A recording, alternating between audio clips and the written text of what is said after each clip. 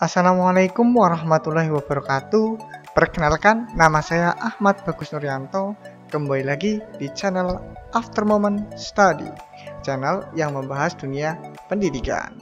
Nah, pada kesempatan kali ini kita akan membahas soal persiapan PAS untuk kelas 7. Yuk, kita langsung saja bahas soalnya. Nah, di sini ada tabel ya, ada tabel di mana berdasarkan tabel tersebut yang termasuk apa ini? Kelompok besaran turunan. Nah, kelompok besaran turunan dan satuannya dalam sistem internasional. Yuk, kita mulai bahas satu persatu. Nah, di sini ada massa ya, massa gram, betul tidak menurut kalian? Ayo, betul ya, ada massa dan gram itu betul. Nah, massa jenis kilogram per meter persegi, salah ya. Kemudian apalagi panjang meter, betul ya. Ini maksudnya ini meter gini, nah, meter gini ya, betul.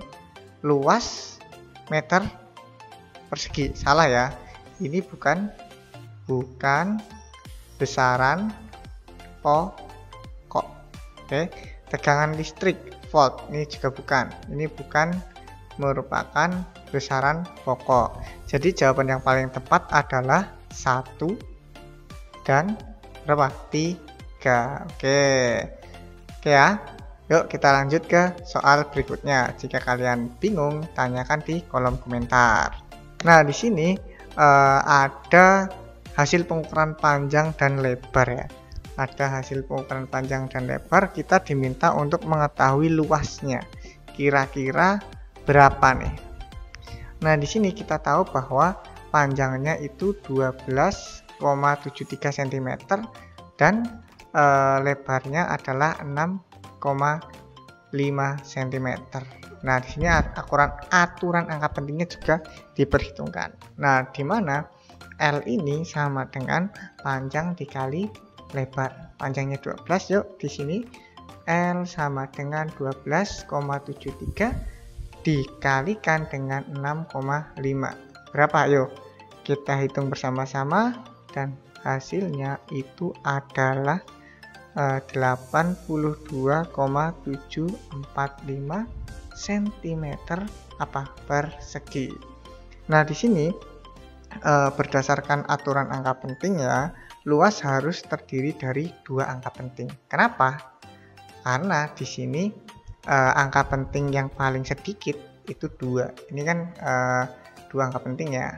Ini 2 angka penting. Di sini ada 4 angka penting. 4 angka penting. Nah, dari perkalian 4 angka penting dan 2 angka penting berarti hasilnya itu harus memuat 2 angka penting atau angka penting yang paling sedikit, dimana berarti hasilnya L sama dengan berapa? 83, karena 7 ini kita bulatkan ke atas menjadi 83. Jadi jawaban yang paling tepat adalah yang E, seperti itu. Oke, dapat dipahami? Yuk kita coba lanjut ke soal berikutnya. Mantap. Nah, di sini terdapat gambar hasil pengukuran menggunakan jangka sorong ya. Ini adalah jangka sorong. Yang mana di dalam jangka sorong itu ada skala utama, ini skala utama, dan ada skala nonius. Skala utama dan skala nonius. Nah, caranya bagaimana? Caranya kita itu perlu mengetahui garis pada skala utama di sebelah kiri persis angka 0 skala nonius. Nah, di sini nih maksudnya kan ini nolnya. Kita ganti warna dulu ya. Enaknya ganti warna merah kali ya. Nah, di sini kan angka 0. Nah, garis pertamanya berarti di sini. Berarti ini berapa? 5, 5,1, 5,2, 5,1, 5,2, 5,3, 5,4, 5,5, 5,6, 5,7. Berarti kita tulis dulu nih 5,7 gitu ya. Terus kalau skala noniusnya berapa? Berarti kita harus cari yang satu garis lurus. Nah, perhatikan mana yang garis lurus dan Kalau menurut saya ini yang garisnya lurus gitu ya. Nah, berapa nih?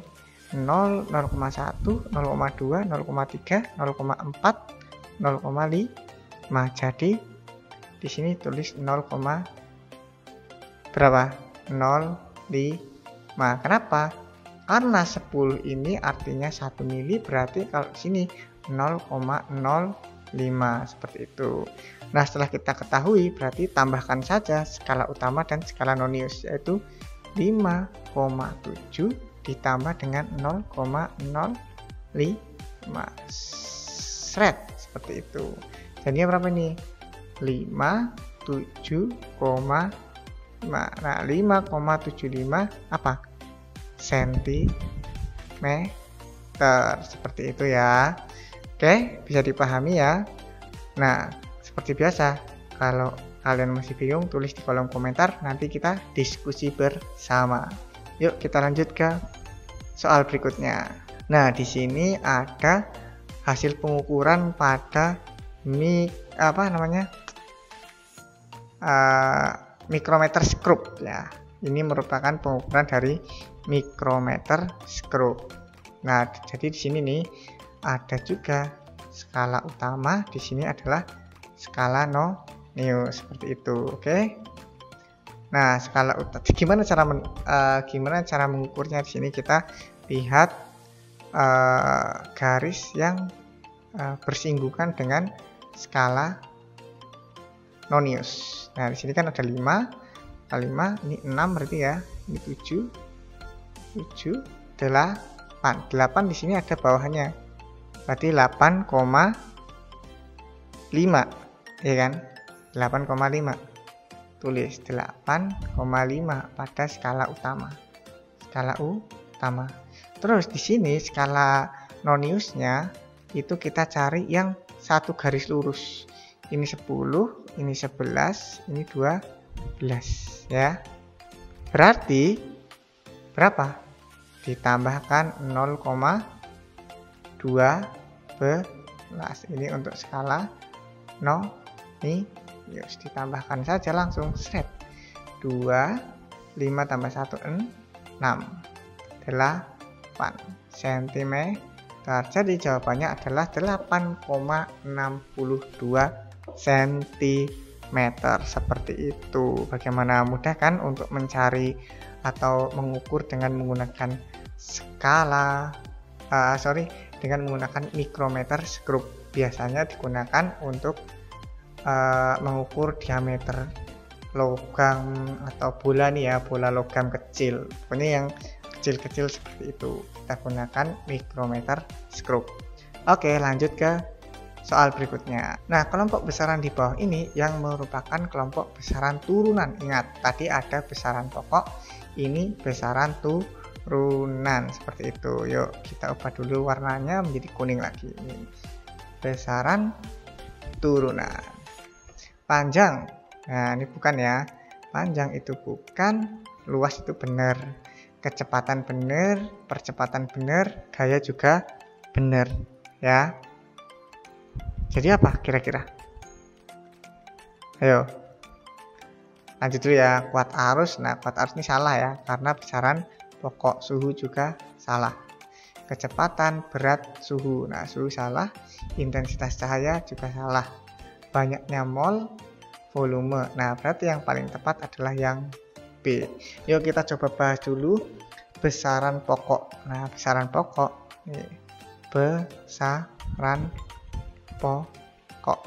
besaran pokok itu ada apa aja? Ada panjang. Panjang itu otomatis lebar ya, atau tinggi sama aja. Terus apa lagi? Ayo, kuat arus, listrik. Apalagi?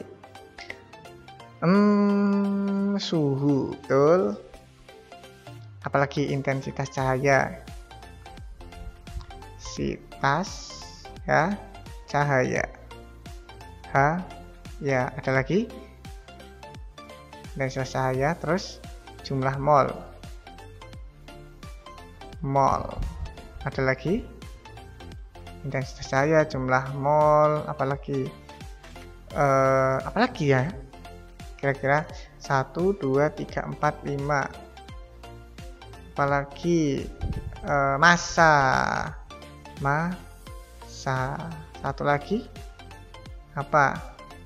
Panjang, kuat arus listrik, suhu, intensitas cahaya, jumlah mol, massa. Aduh, apa ya? Satu lagi tuh apa ya? Ya udah, ini untuk PR ya. Pokoknya harusnya ada 7. Saya tiba-tiba lupa nih. Apa ya? Tiba-tiba lupa. Nah, kalau besaran turunan itu besaran yang selain besaran pokok. Jadi semua besaran selain 7 ini itu merupakan besaran turunan, seperti itu. Yuk kita coba lanjut ke soal selanjutnya ya. Nah, di sini ada gejala perubahan fisika. Ingat, di sini adalah yang ditanyakan fisika, ditunjukkan adanya apa. Nah, perubahan secara umum itu ada perubahan fisika ya, dan ada perubahan kimia. Nah, yang membedakan antara keduanya salah satunya yaitu kalau fisika itu perubahannya itu perubahan wujud. Nah, ini ya wujudnya. Selain itu dapat dilihat secara langsung. Kalau kimia itu terjadi reaksi dan membentuk apa? Zat baru. Kalau fisika tidak bisa, hanya berubah wujud saja. Misalnya air menjadi es, menjadi uap. Nah, itu kan hanya berubah wujud, tapi zatnya tetap sama gitu. Kalau kimia misalnya besi berubah menjadi karat. Nah, tidak bisa berubah lagi menjadi besi, seperti itu contohnya. Coba kalian cari contoh-contoh yang lain, nanti kalau bisa kita diskusi di kolom komentar ya. Oke. Oh ya, jangan lupa like, komen, dan subscribe ya, supaya saya lebih semangat lagi membuat video-video yang berguna buat kita semua. Oke, lanjut. Nah, di sini ada beberapa, namanya apa ini? Beberapa zat ya. Ada beberapa zat yang mana berdasarkan zat-zat di atas yang bukan. Nah, bukan merupakan zat padat dan gas. Kira-kira yang mana? Gula itu apa? Jelas ya, gula itu merupakan zat padat. Lilin jelas padat. Bensin apa? Cair. Nah, berarti ini benar ya. Kapur padat. Aluminium apa? Padat. Minyak, nah jelas cair, berarti benar. Yang bukan padat dan gas adalah 3 atau bensin, dan 6 yaitu minyak, seperti itu. Oke, mudah ya kalau ini, hanya menentukan wujudnya, seperti itu. Oke, kita coba lanjut di soal berikutnya. Nah, di sini salah satu sifat. Nah, salah satu sifat dari partikel zat padat. Nah, kira-kira apa? Letak partikel penyusunnya sangat berdekatan dan teratur. Nah, ini merupakan sifat dari zat padat. Nah, kemudian zat cair gimana? Nah, kalau zat cair itu, misalnya cair ya, cair itu letak partikel penyusunnya itu berdekatan.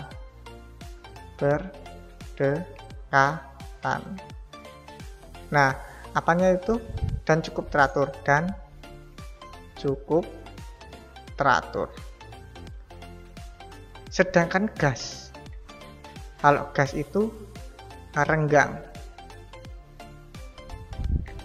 dan tidak teratur atau bebas ya. Jadi yang paling rapat itu padat, kemudian cair, sampai ke yang paling renggang itu gas, seperti itu ya. Jadi jawabannya yang A. Oke, kita lanjut ke soal berikutnya.